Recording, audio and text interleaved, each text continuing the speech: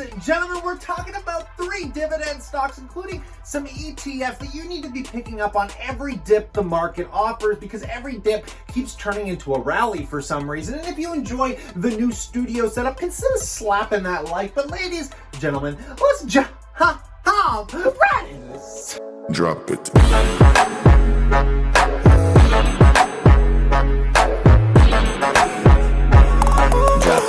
Welcome back.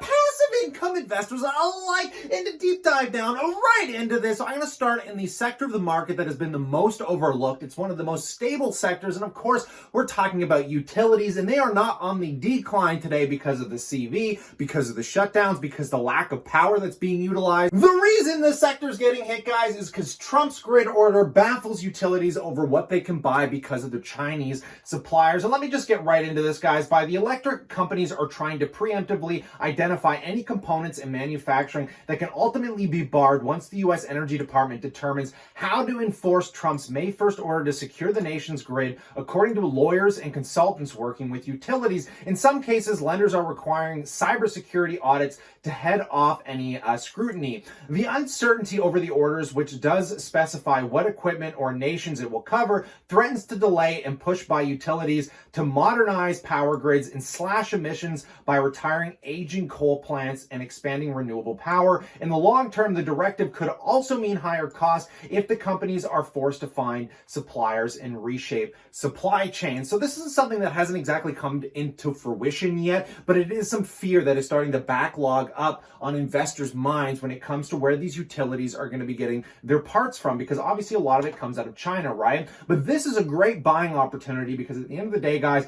even if it costs them a little bit of extra money, it's probably the most stable income and stable dividend payers you can pretty much buy out in the market. And at the top of my list of stocks that I want to start adding to again is Southern Company, ladies and gentlemen. It is down 18%. It's currently clicking out at a 5% yield. We got a PE ratio of 15 and a $53 billion market cap. At the end of the day, anytime these things take major dips, I love buying them, especially if you can get Southern Company at over a 5% yield. And the PE, in my opinion, is fairly reasonable. Now, we are trending down from all-time highs back to the 2019 level lows. And let's hope we go back there and it lasts for a while, because I love buying these for long-term stabilizers. Taking a quick look at their earnings on Yahoo Finance here, guys. If we scroll down, this is a company that in the last 4 consecutive quarters either met or beat their earnings expectations, which is pretty incredible for utility. The only thing that's a little off-putting about Southern Company is the drop in 2019 of their overall revenues, but that could have just been caused by a shift in basically contracts they had. But they do have a lot of new nuclear plants that are getting built and going up. I love looking at utilities getting these decade-long contracts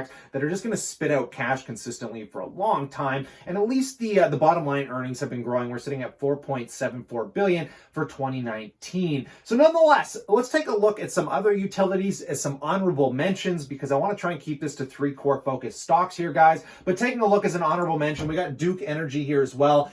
This thing would be nice to get back over a 5% yield with a $58 billion market cap and a 15 PE. This is the one that trades closest to Southern Company. And if we go into their earnings here as well, guys, on Yahoo Finance, the only thing I don't like about this is for some reason in the first quarter of 2020 here, they missed those first earnings expectations, which was a little off-putting because I like seeing these kind of recession-proof companies actually grow in the worst of times. It kind of makes me sleep better at night. But nonetheless, over Southern Company, much more stable revenue and a ticking up slow on the bottom line earnings, which we can see down here, guys, has been about 3.75 billion and growing. Now, these are going to be the hardest hit kind of utilities because these are the ones that aren't exposed to renewable energy. Renewable energy stocks are going to be continuing on the major uptick because that's where all the attention is currently focused, and where hype goes, money is sure to follow. And at the top of this list is some honorable mentions. I'm talking about Northland Power. This is the top rated monthly paying dividend stock on the entire planet.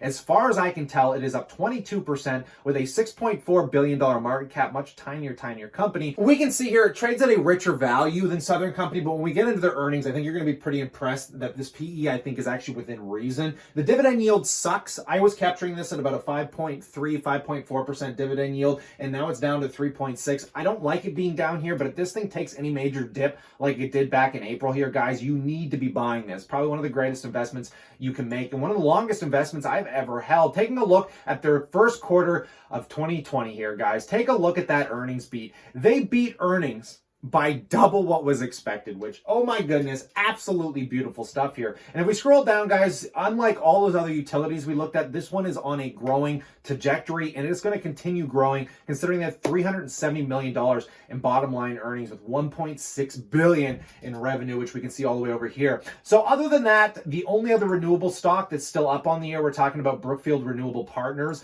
And just quickly scrolling through here, guys, this one isn't nearly as attractive considering out of the last 4 quarters, it's missed most of its earnings expectations except for Q1 of 2020 here. A little bit more stable on the revenue side, but if you're looking for growth, I think Northland Power is the way to go. Now, those are just honorable mentions. The one that I am personally buying is Southern Company because I don't have it fully scaled yet. And like I said, guys, these utilities aren't going anywhere. Yeah, there might be a shift in the way they have to start focusing on their future growth. But at the end of the day, even if they don't grow from here, if they could just pay that dividend, that is what I'm holding it for. Moving into the next sector of the market, guys, I want to take a note to talk about some ETFs here because a lot of you aren't comfortable buying individual stocks, especially in the REIT sector. So I'm going to show you 2 REIT ETFs, one on the US and one on the Canadian side of the border to give you guys a better range of options if this is something that interests you because, again, guys, I'm comfortable buying RioCan. You might not be, but you bloody well should be buying some exposure to REITs here. In my personal opinion, unlike airlines and the entertainment industry, guys, real estate is responsible for making more millionaires than any other asset that currently exists out in the world. And taking a look at this chart here, guys, real estate usually doesn't offer any major dips over history. And when it does, it's always been an incredible buying opportunity. And we can see this is the Canadian side of the border first. Taking a look on this chart, it is down massively, somewhere around 30 to 40%. I promise you in a year or two from now,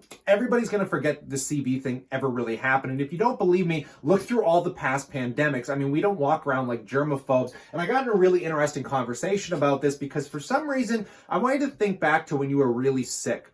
Does that inflict your opinions on when you go out and like being a germaphobe? For some reason, it seems like an evolutionary psychological fact that our brains like to digress against any major illnesses. And I think it's just to prevent us from being complete germaphobes. I don't know, but at the end of the day, this is going to pass. And though office REITs and certain aspects of real estate might have issues, I'm promising you guys, this isn't something that's ever going to go anywhere. And, you know, if you're buying it now and you got a 20-year time horizon, this could be some pretty incredible stuff. Now, scrolling down and taking a look at this ETF here, guys, we got a payout ratio, which is fairly high of about 0.35%, which I'm not the biggest fan of. But at the end of the day, when you're taking a look at the 7.18% dividend yield that you're getting and a PE ratio of 7.3, I really don't think it's that big of a deal to pay out a bit of a percent ratio here on the major discounts that we are currently getting. And taking a look at the individual holdings, what we got here, guys, is the Canadian Apartment REIT. This is a REIT that highly focuses on everything from like student rental houses to like residential and condo kind of apartment-based houses, and it's the most stabilized REIT in Canada. And then of course we got Aligned Properties, we got RioCan, my personal favorite because I'm going to be buying more of that this month. And then of course we got VSV, we've got basically all the top Canadian REITs. And again, guys, there's going to be sectors of these REITs that are going to get probably pretty hurt, but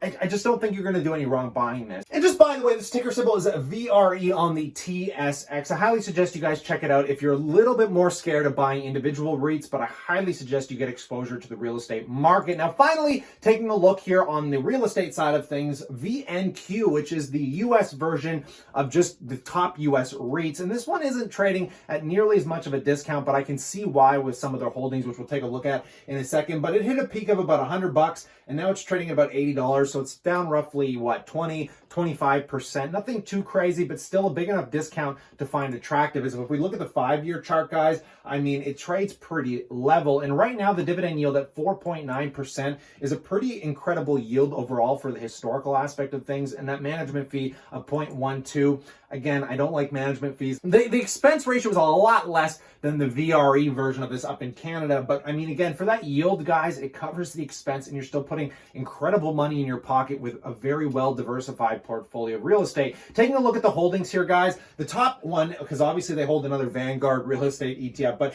AMT, American Tower Corp, is probably one of the greatest US REITs, highly focused on renting telecom, basically cell towers, internet. I think they're advancing into 5G, and there's no more stable income payers than anybody that deals with cell phones and telecommunication. And if you go look up American Towers, guys, that stock has been on an utter tear. No way you're going to go wrong with that. And I just want to show you American Tower Corp as it is, guys, because this company, even in this crazy pandemic that we're in, is still up on the year. Let's just take a look. It is up a total of 10%. You're getting a 1.75% dividend yield. PE ratio is a little bit high on this one, guys, but for the stability, the growth, I mean, what an incredible company. Over the last 5 years, your growth rate would have been 167%. But again, the dividend yield isn't that high, so you might actually be doing yourself a better job of buying American Towers through this ETF, because you're getting at least 10% exposure of some of the greatest pieces of real estate that you can buy. So at the end of the day, guys, let's move into the final sector of the market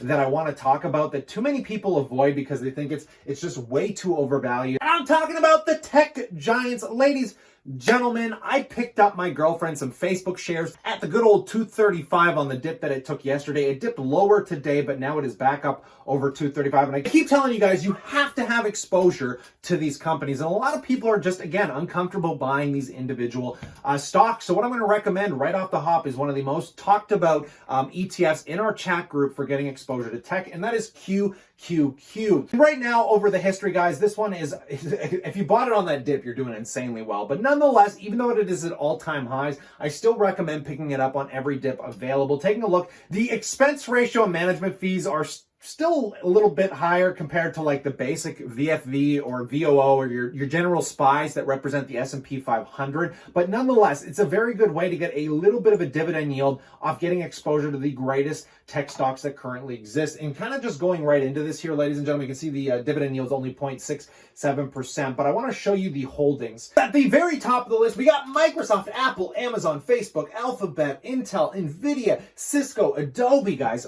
Go take a look at the charts on these companies, because not only are their revenues and earnings, though they might not be as great as they could have been, they're still going to be amazing. Most of these are recession-proof companies at this point, and people just don't want to buy them because they think they're overvalued, they think they're expensive, but this is where real money gets made. If I go over the entire history of my portfolio gains, I swear a huge majority of it is going to be coming just from tech. Now, I have direct exposure to Microsoft, Apple, Facebook, and Tesla, and those are my top tier picks, which we can see in these ETFs are actually pretty much the largest picks as well. I always told you guys, if you want to outperform the market, go into these index funds and look at the top weighted companies, because they're the ones that usually do the best. And of course, Microsoft, Apple hitting all-time highs, Amazon just slaughtering it out of the gate here, guys. But Facebook being my number one pick, because I still think Facebook is undervalued here. It was a crazy good steal below 200. At this point, you're paying a pretty hefty premium, but at the end of the day, skip 3 to 5 years from now, something tells me Facebook is just going to be a conglomerate that will probably be hitting close to $1 trillion, joining Google, Apple, and Microsoft, Amazon at that $1 trillion level. But nonetheless, ladies and gentlemen, I would love to know what you think about all of these stocks, these ETFs. And if you want to learn more about how I analyze these and kind of find my individual stocks, I highly recommend coming over to the Passive Income Educator, where we actually break down a ton of individual courses, the most popular one being fundamental analysis. And you guys can also come in here and sign up to the subscription if you want full access for $2 a month. Guys, you'll get access to everything anyways, along with all the updated videos, because I'm working on new courses for websites, more stock courses, and you'll get that for free if you just sign up for the subscription. But of course, you can always come back here and watch these videos for free. So I hope you guys enjoyed this. Let me know what you think in that comment section below, but stay cool, stay awesome, and I look forward to catching you guys tomorrow.